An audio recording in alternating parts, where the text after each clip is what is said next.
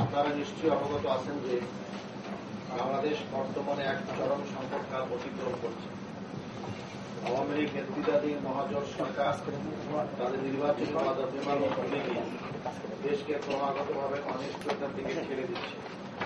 দ্রব্যমূল্যের লাগামহীন ঊর্ধ্বগতি, বিদ্যুৎ, গ্যাস, পানির অভাব, আইন শৃঙ্খলার চরম অবনতি মানুষের জীবনকে দুর্বিষহ করে তুলেছে।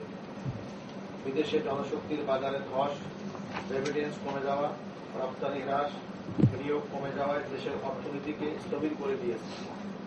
অন্যদিকে সরকার আধিপত্যবাদী শক্তির সকল চাওয়া পাওয়া পূরণে অতিমাত্রায় পেরেশান হলেও ভারতের সাথে বাংলাদেশের অমীমাংসিত বিষয়গুলোর সমাধানে চরমভাবে ব্যর্থতার পরিচয় দিয়েছে। দেশ পরিচালনায় ব্যর্থ সরকার নিজেদের দুর্বলতা ঢাকা দেওয়া ও দেশের জনগণের দৃষ্টি ভিন্ন খাতে প্রবাহিত করার জন্য যুদ্ধ অপরাধের মতো মীমাংসিত ইস্যু সামনে নিয়ে এসেছে। কথিত যুদ্ধ অপরাধীদের বিচারের নামে জামাত ইসলামীর নেতা ও কর্মীদের উপর সরকার জুলুম নির্যাতন চালাচ্ছে। সরকার এতটাই জনবিচ্ছিন্ন হয়ে পড়েছে যে বিরোধী দলকে রাজনৈতিকভাবে মোকাবিলা পরিবর্তে সন্ত্রাসী কায়দায় দমনের অপচেষ্টা চালাচ্ছে।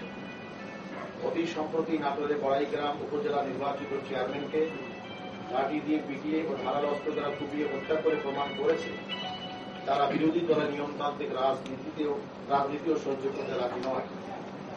বাংলাদেশ জামাত ইসলামী সরকারের দেশ বিরোধী কর্মকাণ্ড এবং দেশ পরিচালনায় ব্যর্থতার প্রতিবাদে সোচ্চার হওয়ার কারণেই সরকার জামাতের বিরুদ্ধে খড়গহস্ত হয়েছে।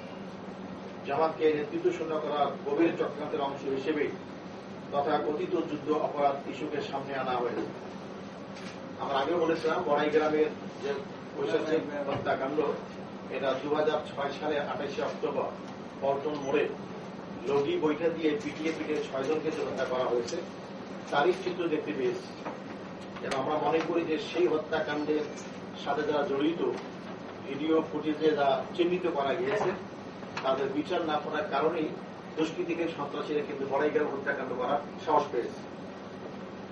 প্রিয় সাংবাদিক বন্ধুগণ, আপনারা নিশ্চয়ই অবগত হয়েছেন আজ 12 অক্টোবর মাওলানা দেলাওয়ার হোসেন সাঈদীকে আদালতে হাজির করার কথা ছিল, কিন্তু অসুস্থতার অজুহাত দেখিয়ে তাকে আদালতে হাজির করা হয়নি।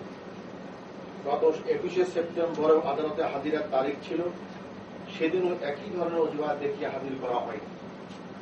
এ থেকে স্পষ্টভাবে প্রমাণিত হয় যে মাওলানা সাঈদীর বিরুদ্ধে যুদ্ধ অপরাধে যে অভিযোগ উত্থাপন করা হচ্ছে তা সম্পূর্ণ মিথ্যা।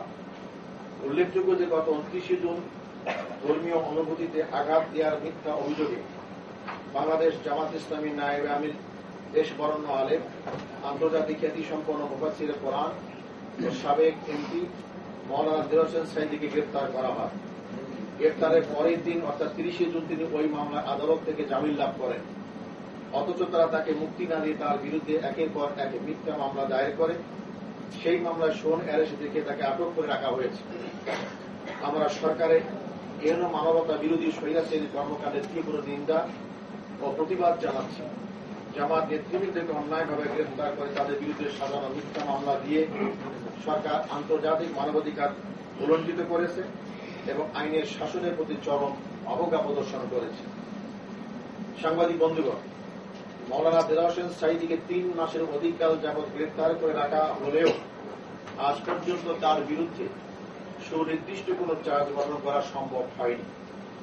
আন্তর্জাতিক অপরাধ ট্রাইব্যুনালে তাকে বারবার হাজির করা হলেও আজ পর্যন্ত তার বিরুদ্ধে যুদ্ধ অপরাধ বা মানবতা বিরোধী অপরাধে জড়িত থাকার কোন প্রমাণ কেউ আদালতে পেশ করতে পারে। তিনি নির্দোষ।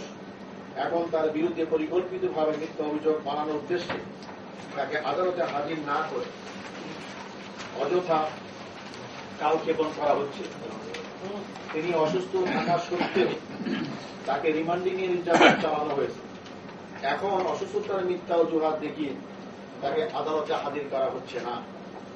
এটা একটা গভীর ষড়যন্ত্র।